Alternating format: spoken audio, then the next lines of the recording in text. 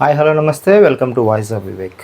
Artist comedian fish Venkat అనారోగ్య పరిస్థితి గురించి మీ అందరికీ తెలిసిందే. కమెడియన్గా పలు సినిమాలలో నటించినప్పటికీ ఆయన ఆర్థిక పరిస్థితి బాగోలేక అలాగే అనారోగ్యాల రీత్యా ఈ మధ్య హాస్పిటల్లో చేరడం జరిగింది.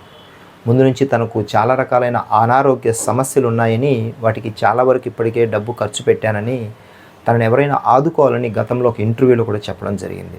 అయితే తాజాగా ఆయనకి కిడ్నీలకు సంబంధించి అలాగే ఇతర అనారోగ్య సమస్యలు ఎక్కువ అవ్వడంతో ఆయన వెంటిలేటర్ మీద ప్రస్తుతం చికిత్స పొందుతున్నారు. అయితే ఆయన ఆదుకుంటామంటూ సినీ హీరో ప్రభాస్ గారి టీం నుంచి ఒక కాల్ ఫిష్ వెంకట్ గారి కూతురికి ఫోన్ వచ్చింది. ప్రభాస్ గారే మీ తండ్రికి అయ్యే ఖర్చు అంతా భరిస్తారని చెప్పడంతో ఆమె చాలా సంతోషంగా మీడియా ముందుకు వచ్చి, ప్రభాస్ గారి టీం నుంచి నాకు పిలుపు వచ్చిందని, మా నాన్నకయ్యే ఖర్చు అంతా ప్రభాస్ గారి టీం భరిస్తుందని ఆమె చాలా సంతోషంగా వెల్లడించడం జరిగింది. అయితే మరుసటి రోజే అలాంటి కాల్ ఏది తమ టీం నుంచి రాలేదని, ఆ నెంబర్ స్విచ్ ఆఫ్ అయిపోవడంతో ఫిష్ వెంకట్ కూతురు మళ్ళీ తిరిగి డైలమాలో పడ్డారు.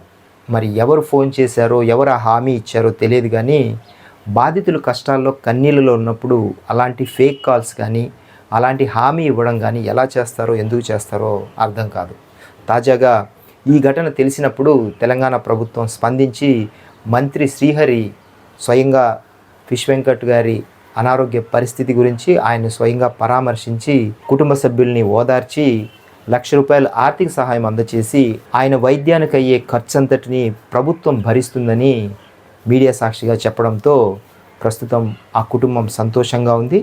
అయితే ఫిష్ వెంకట్ ఆరోగ్య పరిస్థితి ఎప్పటికప్పుడు మానిటర్ చేస్తున్నారు వైద్యులు. సో ఆయన ఆరోగ్యంగా తిరిగి రావాలని మనం కూడా కోరుకుందాం. వీడియో నచ్చితే లైక్ చేసి, షేర్ చేసి